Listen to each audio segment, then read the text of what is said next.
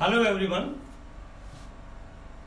you are all welcome to lecture number 988, and today's topic is the setting up of the waste-free technology, and this technology can protect our biosphere.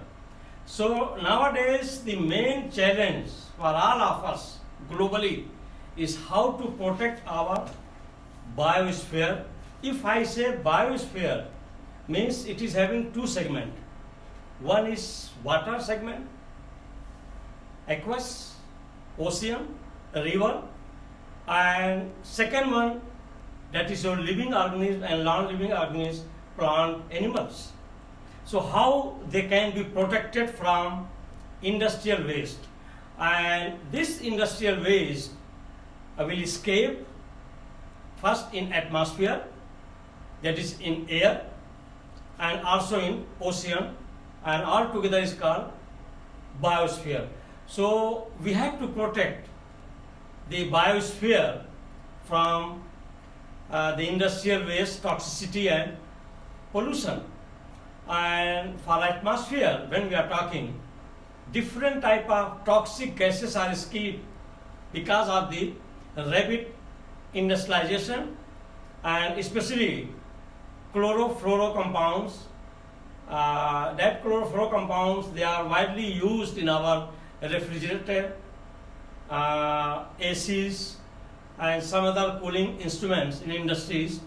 And once they escape, this either chloromethane or difluorochloromethane or trifluorochloromethane, they are all are capable of splitting the ozone layer, and once they go in atmosphere, they can deplete and they can damage the ozone layer. And once the ozone layer is damaged, we can get more ultraviolet short wave radiation, and in that condition the survival of living organisms, especially the human beings, will be very difficult.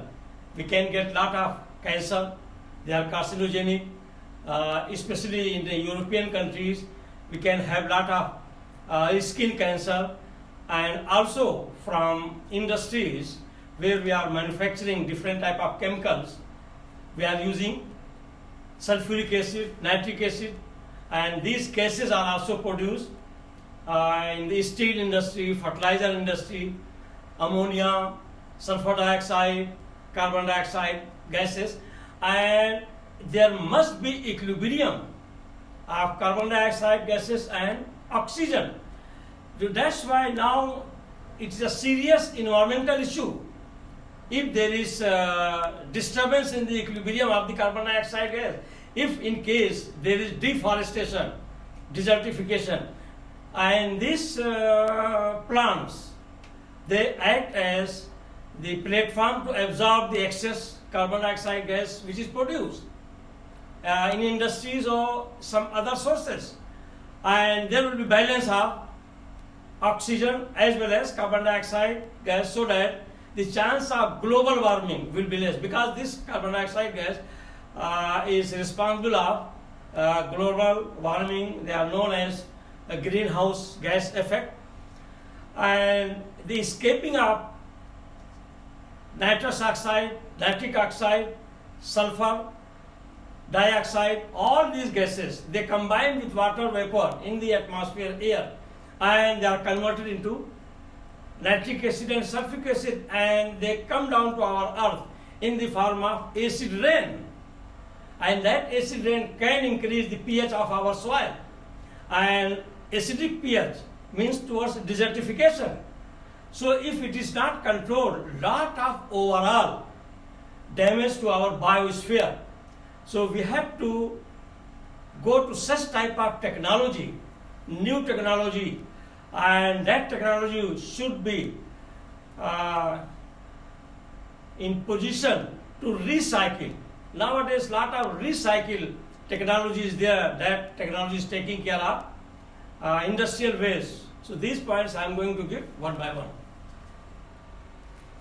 So here, the Earth's biosphere condition depends upon the activities of all the living organisms, mostly the human beings, to maintain its energy with their past and present activities.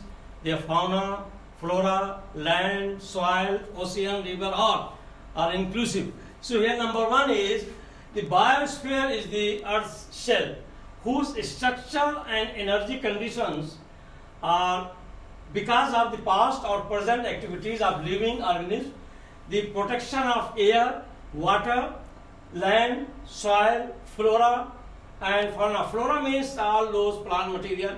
Fauna is inclusive of marine animals and other microorganisms. Will help to maintain the biosphere in equilibrium.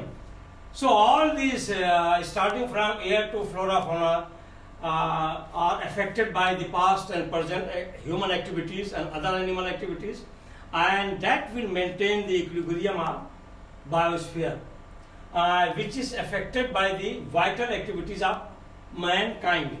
Number two, the solution of this global problem requires scientific approach, and the general trend in the protection of the biosphere is the setting up of waste-free technology of cycle, or that is called circulation, production system. These problems are treated by the science that is called ecology, ecological balance, and that is very important.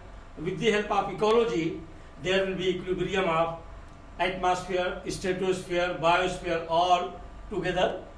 Ecology, which also indicates the ways of protecting the atmosphere, the world ocean and the interior.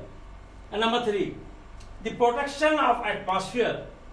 If I say atmosphere means it is above the earth, it includes most of the gaseous form, water vapor, and different type of oxygen, ozone, carbon dioxide, sulfur dioxide, all ammonia, they are present, helium, neon. These are all the part of the atmosphere.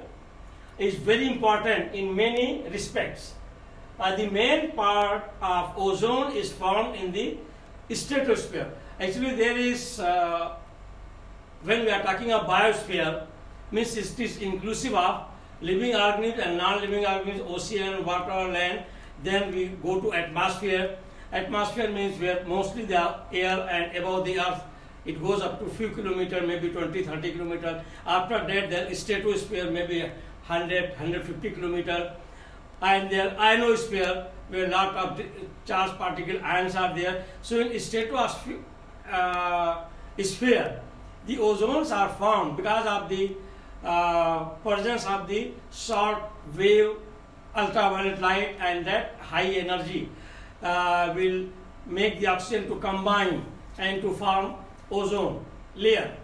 And one of the long, little bit longer wavelength ultraviolet, if it is falling on the same ozone, then it will be split into oxygen and ozone, and that equilibrium will be formed, that is in stratosphere. So here the protection of atmosphere is very important in many respects. The main part of ozone is found in the stratosphere owing to the energy of ultraviolet radiation with short wavelength. This ozone layer plays the role of protecting umbrella. It is just like umbrella, which is protecting the lot of ultraviolet short wave length to fall on the earth. And the UV of longer wave length causes the decomposition of the ozone spectrum of UV energy, is maintaining O2, that is oxygen, and ozone equilibrium, and that is oxygen and ozone.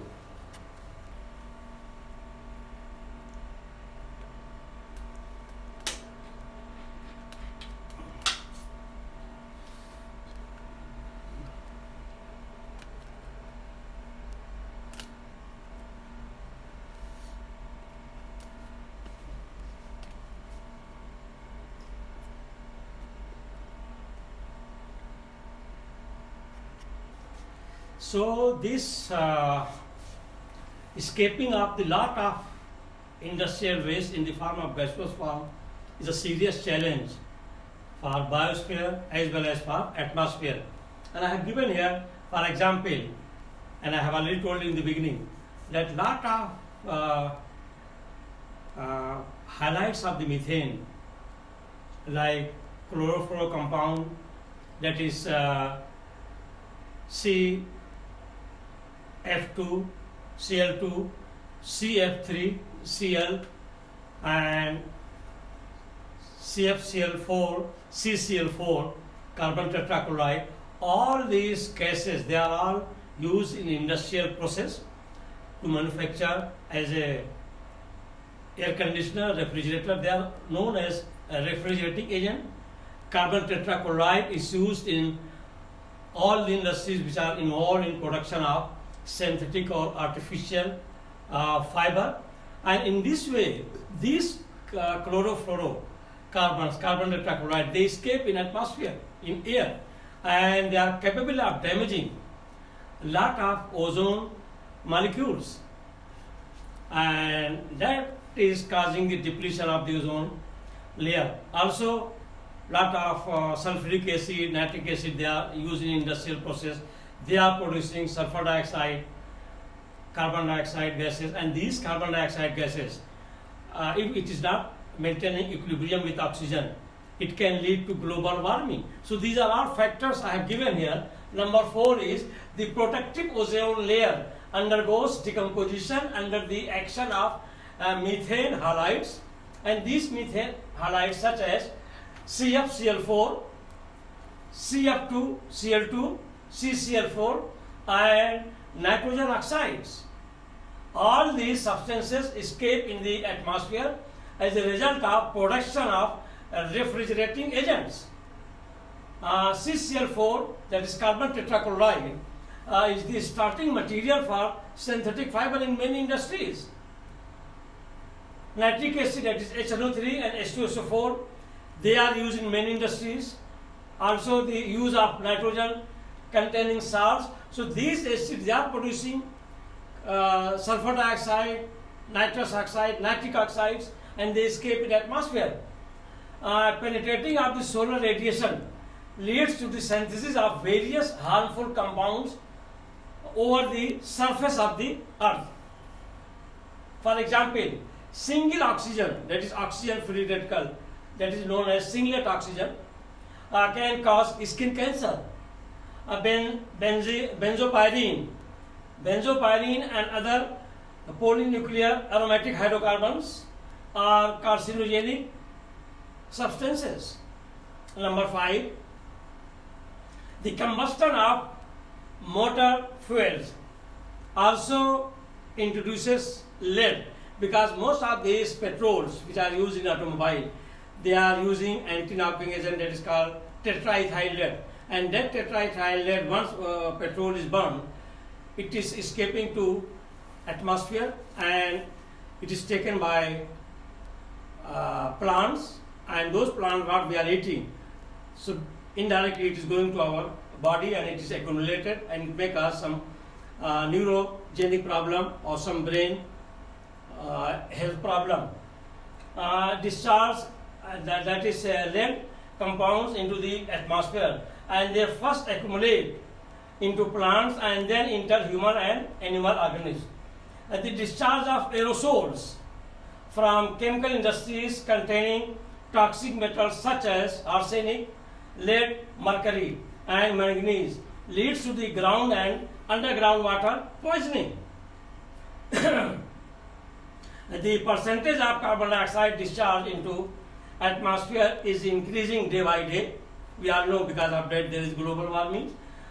Because of this intercombustion engine, all these gases leads to the global warming, and the disturbance of oxygen carbon dioxide balance in atmosphere is main cause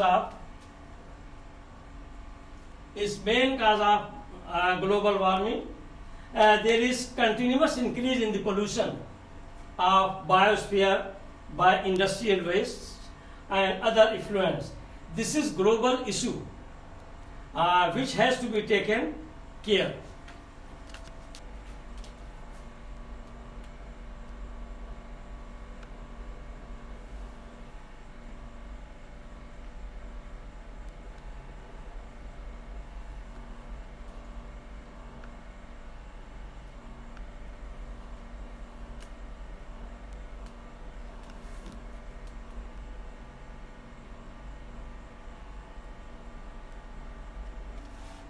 So with this I will stop.